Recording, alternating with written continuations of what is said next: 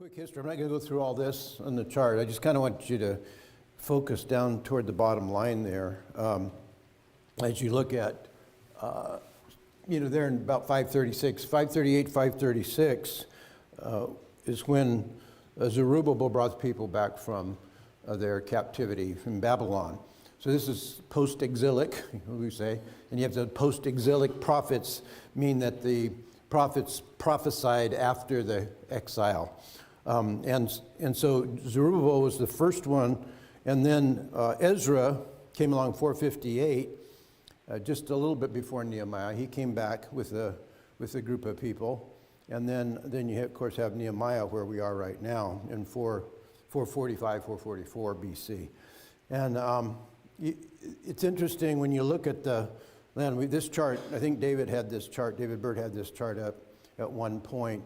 If you look down in the corner over here, it says Ezra, and the people that came back with Ezra got the altar built, but the temple, that's not Ezra. Anyway, they built the altar, and then that was Zerubbabel, brought the people back, and then they built the temple, but it took them 20 years to build the temple. It took them a few days to build the altar. As we know, it takes 52 days to build the wall. Why did it take 20 years to build a temple? What was going on? And do you remember anybody that kind of spurred that on? Yeah, I can see some nods. Yes, Terry? They were busy building their own houses and they put off the temple. Yeah. I'll read Haggai just a little bit of Haggai, which is one of the prophets that came along about that time and was trying to spur them on. And he says in verse 4 of chapter 1, "Is it time for you yourselves to dwell in your paneled houses while this house lies in ruins?" Excuse me. "Now therefore, thus says the Lord of hosts, consider your ways. You have sown much and harvested little. You eat, but you never have enough. You drink, but you never have your fill. You clothe yourselves, but no one is warm. And he who earns wages does so to put them into a bag with holes." Man, that sounds so modern. Sounds like what so many people are wrapped up in today.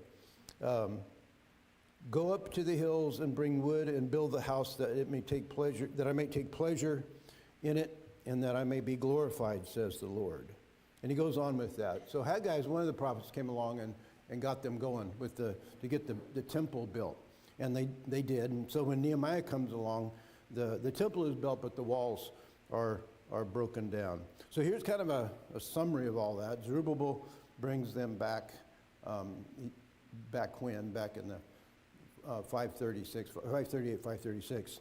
And then you have the prophets coming along. Haggai, Zechariah, Malachi are prophets toward the end of the time.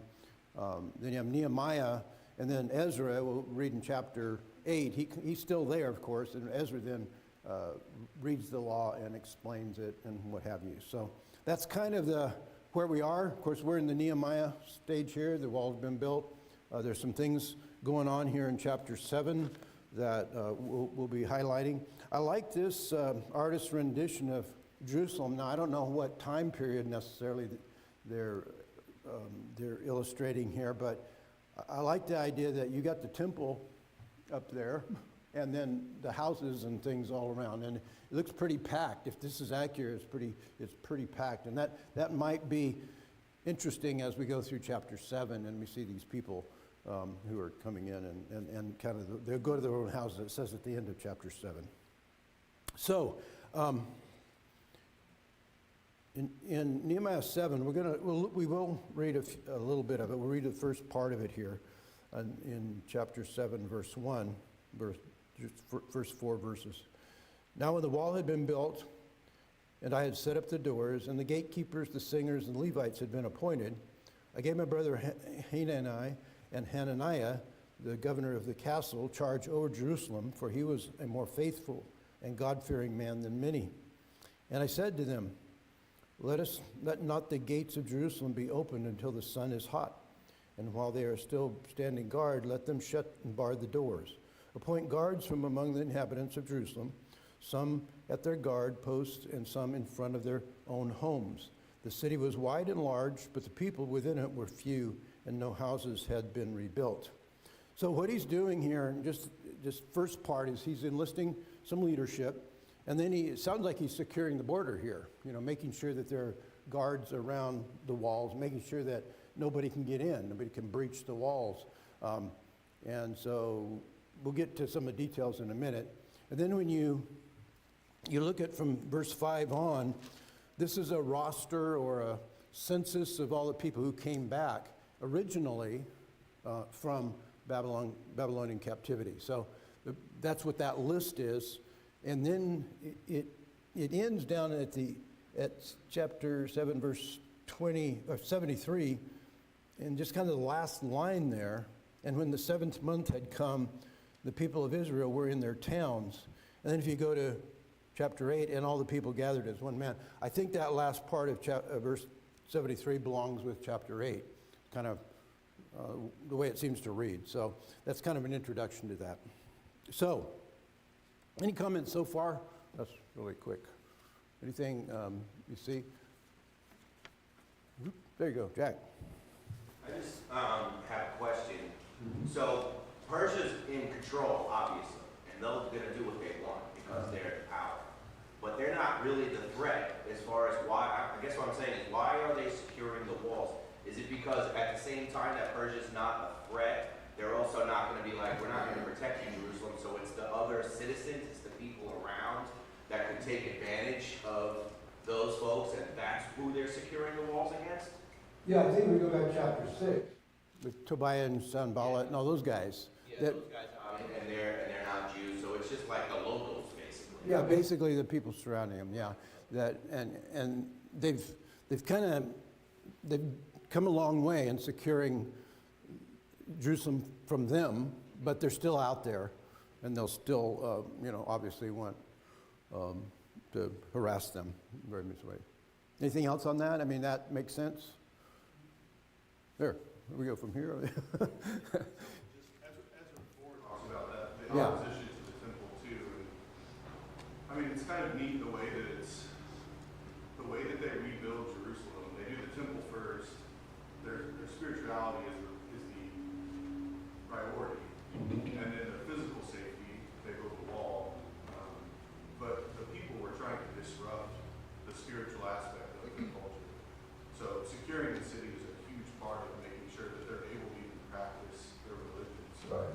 you see that in this report. Yeah.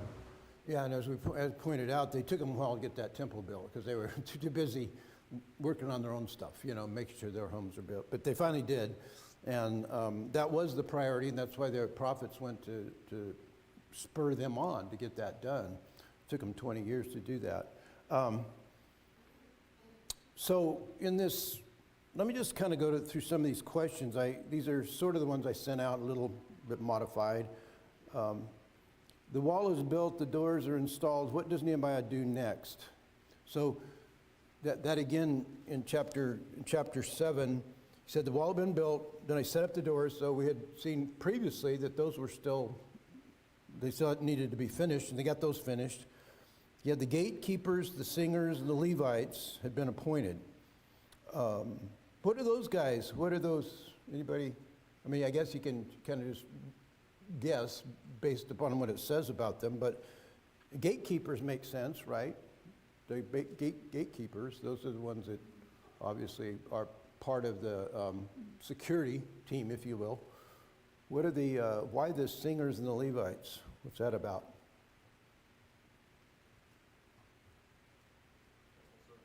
Temple service, worship, right? Yeah, temple service. Levites, of course, had their part in the temple, and the singers and what have you. And then you have these two gentlemen, my brother Hananiah and Hananiah, which sounds like some commentators think he's talking about the same guy, but I don't think they are. I think they're talking about two people because eventually it says they gave them that. So, but why did they pick Hananiah as governor? What does he say about that? God-fearing men. So this was a man who rose above the crowd in terms of his faithfulness and his godliness. He feared God. I think we had a question last time. What does it mean to fear God? We hear that term a lot. I mean, the beginning of wisdom, the fear of the Lord is the beginning of wisdom. You know, we read in Proverbs. What does it mean to fear God?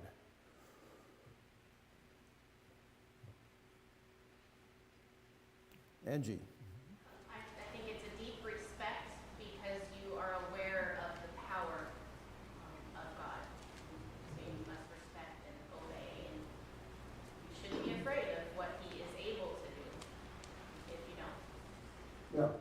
So fear can be, another word we might use is being in awe of God in the positive sense. And then if we are doing things we shouldn't be doing, we're involved in things we shouldn't be, it should be actually a fear. Aaron. Yeah, I think kind of building on that, it's understanding who God is. Yeah. Because if you understand who God is, then, like Angie said, you understand what God can do, what His nature is, and that gives you a healthy perspective of His power and His other attributes. Yeah. How do we know who God is? How do we, I'm putting you on the spot, but how do we know who God is here in 2024? Yeah. With the fear of the Lord, it opens the door to wisdom and to learn about God. When Proverbs says, it begins at the beginning of wisdom is the fear of the Lord. And until I feared God, I didn't study His Word because I didn't care before I knew better. And when I read, and that opened the door to wisdom, and then I start saying, wow, this is wrong, this is not right, so I get my life in line, and I can't see that. As Paul wrote about the Gentiles, they cannot see the gospel because their mind is darkened, and they follow the things of this world. So when we fear God, it opens the door so we can learn about Him and follow Him. Yeah, right. Anthony. You know God through His Word. How did these people know? How did Hananiah know about what did he know to be one who feared God?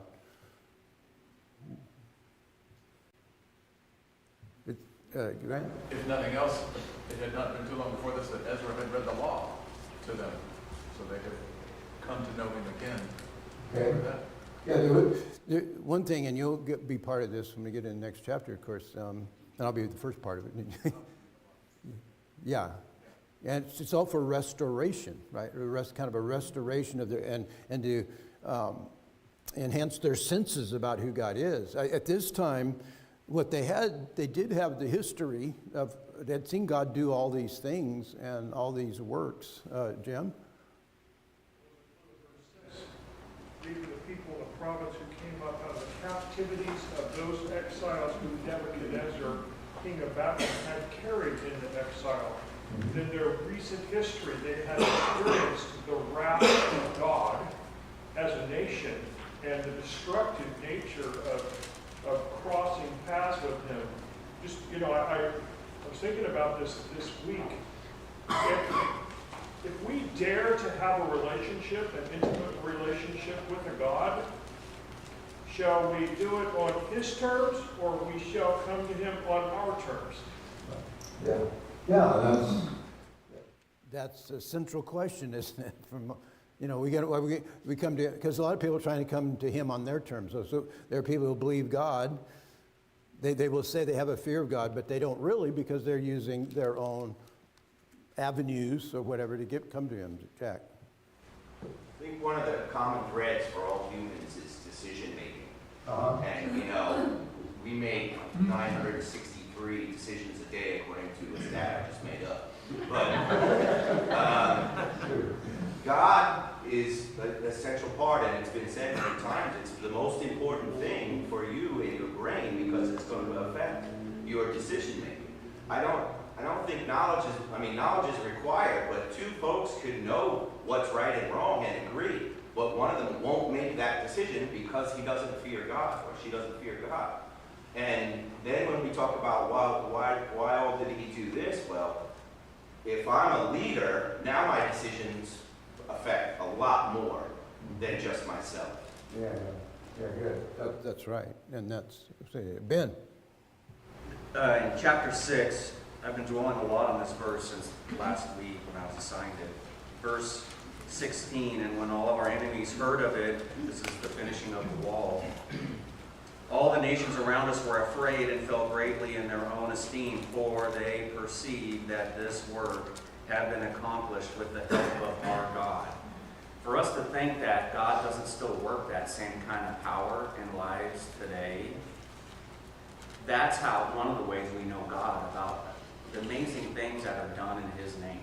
Yeah. You know, through the saving of us, through the growing of the church, the lights that we shine. That's a way to know God, is to know us, the disciples. Just like the enemies here knew God was involved, that should be the same with people around us. We should see God by the things that are done in his name. Yeah, it's amazing because there's some things go on that from a human standpoint, didn't make any sense. You know, what these people were doing. And so they perceived that that was God's work, besides the things, of course, that they were told. Anthony? Yeah, going back, how did these people know about God? It's interesting, when they were in Babylon, including, in Daniel 9, Daniel prays to God saying, I was reading Jeremiah, and remind what Jeremiah said 70 years. So it's interesting to see Daniel studying the book of Jeremiah. And so they had somehow the scriptures, and it seems like they were, at least Daniel, and I'm sure the others were studying the word. You always see the revivals and restoration through the rediscovering of the word, like Fran's going to teach next week. They read the word out loud for 6 hours while the people stood. I think I need to do that. Because I kind of lined it up that way, so. But he'll definitely be able to do that too.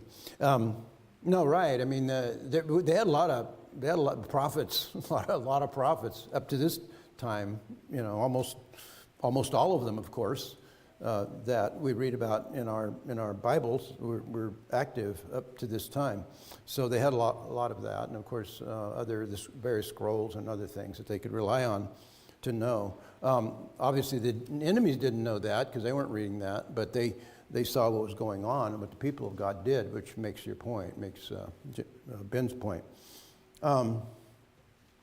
Verse 4 again, the city was wide and large, but the people within it were few, and no houses had been rebuilt. So kind of going back to the idea that he gets leadership, he puts leadership in place here, and then he starts making sure things are secure. So he does two very important but rather mundane things that we try to do in our own world. We want good leadership, and we want to be secure in our homes and in our cities and in our government and all that, our world.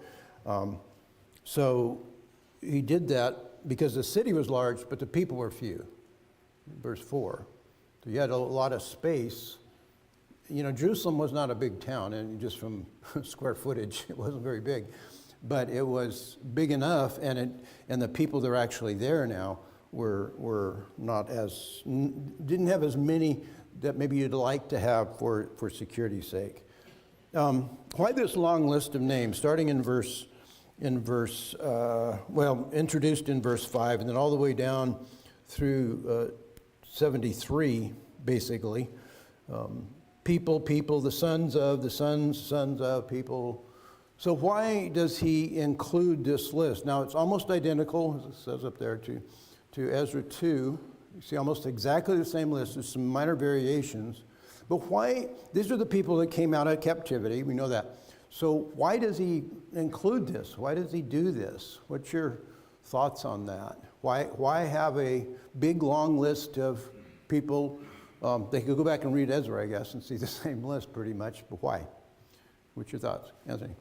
Well, they need to know that these people were Israelites, true Israelites, to be able to worship, because they're pretty much pure in that sense. Also, they need to know who were descended from Levi, the Levites to be the priests. And so it's interesting and these records were kept in the temple from that day to 70 AD when they were destroyed. So to this day, you really can't tell the records were destroyed or who's from the tribe of Levi. Although the Cohens are said to be from the tribe of Levi, you can't really reestablish the temple of the worship in the old way. You don't need to because Jesus. But mainly to see who's true Israel to be able to worship and who can be the priest. Because you see in verse 61 about these people, and they said, but they could not show that their families were descended from Israel. So it's important to show that they were descended from Israel. Then 63, from among them the priests. And then 64, they searched for their family records, but could not find them. So they were excluded from the priesthood as unclean. So basically, they needed to be known of being Israel and then from Levi. We're certifying their qualifications to serve in certain areas, in this case, the priesthood. Aaron? Yeah, going back into Ezra, a lot of what had happened was as a result of, them straying away and doing what they weren't supposed to be doing and intermarrying and all these things, right? And so it's kind of like Nehemiah is trying to bring back this importance of God wanting these people to be set apart. Yeah, there's like, way back in Genesis 12, the promise was made to Abraham. One of those promises was to be a great nation. And the nation was very specific about who was in that nation, that's God's plan. And so this is kind of bringing things back to where they need to be. It's constant slipping away and then bringing it back. That seems just the history of Israel. It's the history of the church, for that matter. Bringing things, things spreading out and then bringing them back. At the end of Nehemiah, you'll see that he really gets upset, angry at those who had intermarried, and he makes them divorce those people, get rid of those people that are intermarried, because this is supposed to be one nation. That nation is Israel, not intermixed in other directions. So that's one reason he's doing it here. Anything else? What else you see here besides just maybe Jerry? A question came up in my mind too, because the list, obviously the focus seems to be on whether they can worship and how or which court they would be entitled to go into. But there's another purpose of lists like this for the Jews, and that's where was their land entitlement? And that popped into my head, just in connection with verse 4, figuring out where people were going to live. And I don't know how they resolved that issue, because now they're coming back into a land they haven't been in, and presumably other people have been put into, someone else is farming whoever's land that they're entitled to as a Jew, and they're under the Persian king. They can't forcibly kick him out, or that's, maybe viewed as rebellion. So I'm not sure how they sorted all that out. Yeah, that kind of gets into after they came back and and how that all happened. I mean, remember there were 3 returns, so there are already people here by the time we get to. These are the people that came back the first time, and so there was some things they had to deal with that the people now under Nehemiah don't have to deal with because they're already there. It's giving them their sense of place, just kind of going along that same. At the end of the chapter, it says, and when the 7th month had come, the people of Israel were in their towns. Yeah. So there's an organization getting them reestablished, giving them their sense of place, giving them their homes, reestablishing. And I think that's an important point of what the walls were doing, is making a secure place so they can then reorganize in these different, it says at the beginning, by nobles and by officials and by towns. So there's this sense of organization going on. Yeah, and so we're seeing Genesis 12 played out, right? The land promise and the nation promise, and that's the way God meant it to be. The people themselves forfeited that. They're the ones that forfeited that and went into captivity.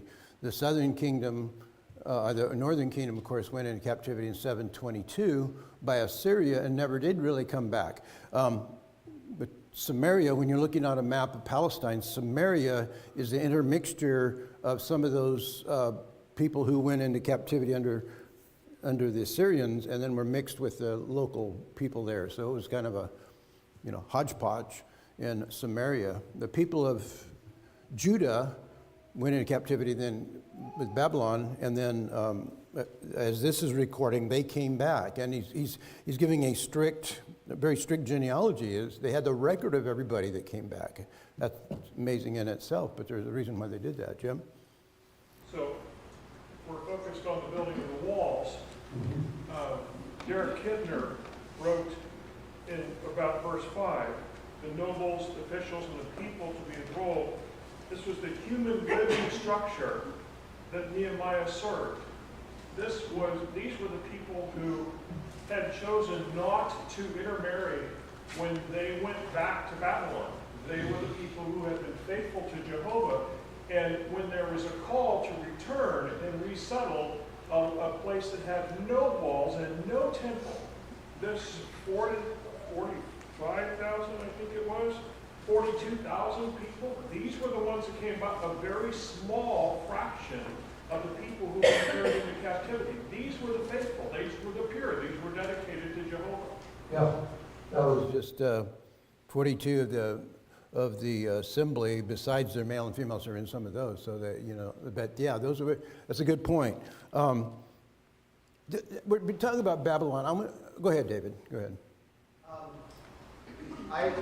If we consider the fact that Ezra and Nehemiah was a single book, you can look at these as a kind of bookends, right? Since Ezra 2 account was very early on and before all of these things transpired, and then Nehemiah 7 is basically, everything after Nehemiah 7 is kind of the conclusion, right?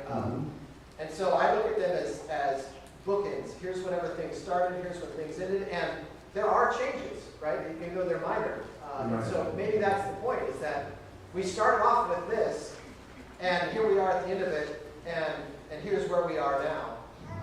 And a lot of things happened in those 99 years or whatever it was, right?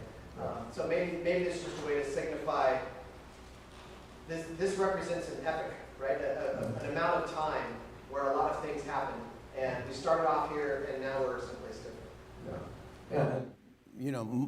Often, Ezra and Nehemiah are studied together, probably more often than the way we're doing it. And that's because there's so many similarities in the two. And they obviously, one follows the other. You usually have Ezra, Nehemiah, and then Esther is in there too, because they're all about the same time period, roughly the same time period. So, yeah, Nehemiah is leading the wall building effort. And so apparently Ezra wasn't the leader to do that. Apparently, it took Nehemiah to do that. All this stuff's under God's control, of course, God's doing. And so that's what we see here. After Nehemiah records a census of the return of Babylon, what does he say what did some of the people do? It's not really after, that's not really worded right. What did the people do? I'm focusing in on the end of chapter 7, toward the end of chapter 7, where it talks about what they did. Verse 70, I'm going to give it away a little bit. What did these people do when they got back?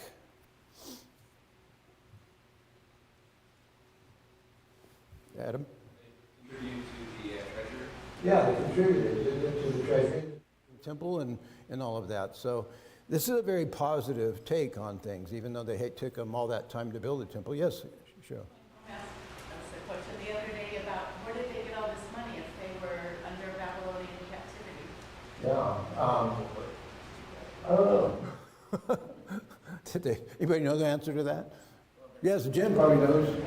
I don't know, but I think they were very successful people, and that makes even what my comment a moment ago, even a greater comment, because they've built very successful lives in a foreign country. They had maintained their identity, and what they were willing to do was they were willing to be pilgrims and travel this long, treacherous journey with no soldiers to protect them in the city, without walls, with no temple, and bring their wealth and then give it away to the service of Jehovah. Yeah, okay. Yeah, I like that. Yes, sir. Cyrus sends them back Yeah. with a lot of silver and gold and cattle and things. That's So true, some of they that did. might have been articles that were maybe taken during captivity and then restored to the people when they came back in waves. Yeah, he didn't, Cyrus didn't send them back empty-handed, so you did with some of that. I want to give us some perspective here. We got a minute. Turn over to Psalm 137. This is a psalm that talks about the attitude of the Israelites when they were in Babylon. It's not all roses, not flowery. Psalm 137. There's a song by Linda Ronstadt. You can look it up because Linda Ronstadt goes back a ways. But she actually sings this a cappella. She sings a song a cappella coming from this Psalm 137. And if I break out in song, just throw something at me because it's not what I want to do here. But I've heard this song many times. By the waters of Babylon, there we sat down and wept when we remembered Zion. On the willows, there we hung up our lyres. For there our captors required of us of songs, and our tormentors mirth, saying, "Sing us one of the songs of Zion. How shall we sing the Lord's song in a foreign land? If I forget you, O Jerusalem, let my right hand forget its skill. Let my tongue stick to the roof of my mouth if I do not remember you, if I do not set Jerusalem above my highest joy. Remember, O Lord, against the Edomites, the day of Jerusalem, how they said, lay it bare down to the foundations. O daughter of Babylon, doomed to be destroyed, blessed shall he be who repays you with what you have done to us." And then this last one's really, this is not in the song. "Blessed shall he be who takes your little ones and dashes them against the rock." That's pretty extreme. But you see, they're in extreme, it's an trauma for them. When you go to Ezekiel, you see the kind of the same thing in Ezekiel 3, where they're sitting down by the river Kabar is how you spell it, pronounce it, but they're there. It's kind of like a canal. It's very, very humid and all that. And it's just miserable for them. And so that was their life. And now they finally get to go back and come out of that situation that was so horrendous for them. We can only imagine. And obviously there's some bitterness, some hope, and what have you in that built in that psalm. So, anything else? Anything you want to say? Talk about this record? Feel free. Oh, go ahead. Yeah. Was the Mordecai listed? Was that Mordecai, Esther's uncle? What? Mordecai, the Mordecai that was listed, was that the one you know? Oh, in here? I don't know. That could be. Could be, I guess, time-wise. Let's see. Esther, maybe. I don't know. There are some definite names. Nehemiah is listed in here, but not the same one. So some of these names are duplicates. Just they're different people. But that's a good question. I'd have to look that up, unless somebody knows. Adam mentioned, we get back to the end here where it says some of the heads, this is verse 71, some of the heads of the fathers' houses gave into the treasury of the work, and it specifies how much, and what the rest of the people gave was so much. And then the priests, the Levites, the gatekeepers, the singers, some of the people, the temple servants, and all Israel lived in their towns. So here you have a restoration of kind of the physical aspects of getting back to where they were. And after this, of course, then you reading in Nehemiah, the building of the wall, there's the building of the temple, all those things took place. So that's got that back together. They got back to the land. Here's the one I go with this, kind of applications wise, and we got about 9 minutes or so. Does this have any lesson about the church? What I've talked about in the past is when we're looking at Nehemiah, it's a group dynamics we're talking about here. That's been clear. There's very little about individuals and what they do. Unlike much of the Bible, it talks much about people who lived in faith, individuals who lived in faith. Of course, we got Nehemiah, who is sent from Susa, the capital, go to Jerusalem. But what does this say? Do we see anything, any lessons here we can draw from it? And this kind of goes back to the question of why that list again. When that list is repeated from Ezra, and we see lists all over the Bible, there are many of them in many of the books. Wes? Well, I think it's a good reminder that sometimes we pointed this out before. It's easy to say, well, Nehemiah is about rebuilding the wall. And that's an important part of the book, but it's really about the people. And I think that's important for us to remember. This reminds us that really this is about people. The wall was there to serve a purpose for the people. It's not just about the wall. And I was thinking about, Steve went through the history of our congregation, all the different places that this church met over the years. And the work that went into securing this property and getting the zoning and building the building and all of that. But really that was just to serve a purpose for the people. We have to remember that the church is the people, and that's why it's listed here. It's not about, the rebuilding of the wall, the rebuilding of the temple were very important. But God was interested in his people, and those things served a purpose for the people. Yeah, that's right. And that's kind of where I was headed. I mean, it's emphasizing the people to go through that list, which we don't read because we couldn't pronounce half the names maybe. It's very important, though, because it is indicating these are individuals that are being listed. If we take that point about the church that Steve brought out and kind of a little bit of history, I think I have directories going back to when I moved here from 1994. So I got 30 years worth of directories, and a lot of people have come and gone, of course. And it's just interesting to see. Wouldn't it be neat to have an inspired record of all the faithful people that lived from when the church was built, 1833 on? I mean, just kind of be interesting to see all those people. That God has that in his own book, but it would be interesting to see that. Angie? I think it's neat, and I think it applies to the church today. So often when we get together, we see you talking with, some of the Mulligan family, and we know these people, and these people, and they know each other, and we go to church here, and you go to church here, and we're all faithful in serving the Lord in different areas. It's a comforting thing. It's a special feeling, and I think that is shown in this chapter. And I think I don't know if I said this how. I think we told you, but when in chapter 3 when it talks about all the people helping, Trey said to him that reminds him of when you're trying to rally the troops and talk about and remember these people helped us and these people helped us and these people helped us. So it kind of speaks to that as well. And that was, that's such an important part here. So the church is the people. That's a reminder here. It's not the wall, it's not the temple. As important as those things are, it's not this. That's a chapel in Germany. Go back. Hey, where's my thing? Stay there. Okay. It's a chapel in Germany. This is the private chapel. This isn't the big one. It's in Würzburg, Germany.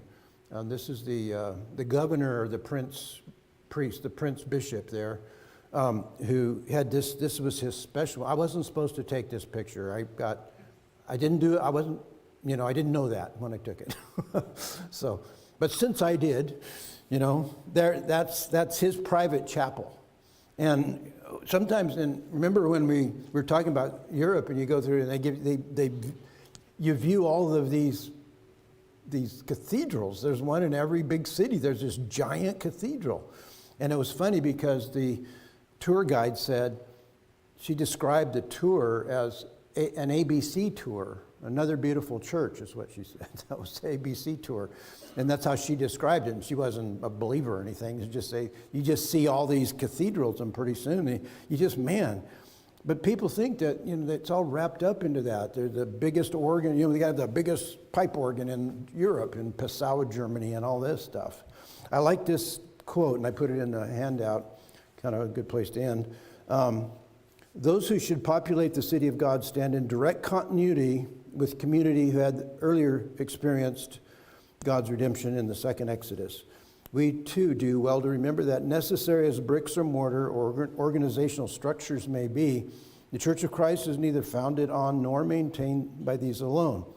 It is they who have experienced the grace of God for themselves who become members of Christ's bride, the New Jerusalem. I'll give some scriptures. That's H.D.M. Williamson is a lecturer in Hebrew at Cambridge. But it's just interesting that, and it's such an important reminder that it's so easy to get wrapped up in material things, in the budget, and so many other things. Then it comes down to the people, and with that we can kind of just morph into chapter 8, where if you look at again at the end of chapter 7, and when the 7th month had come, the people of Israel were in their towns, and then chapter 8, and all the people gathered as one man in the square before the water gate. So that's what we'll be next. We'll be talking about Ezra. How much time we have? 30 seconds?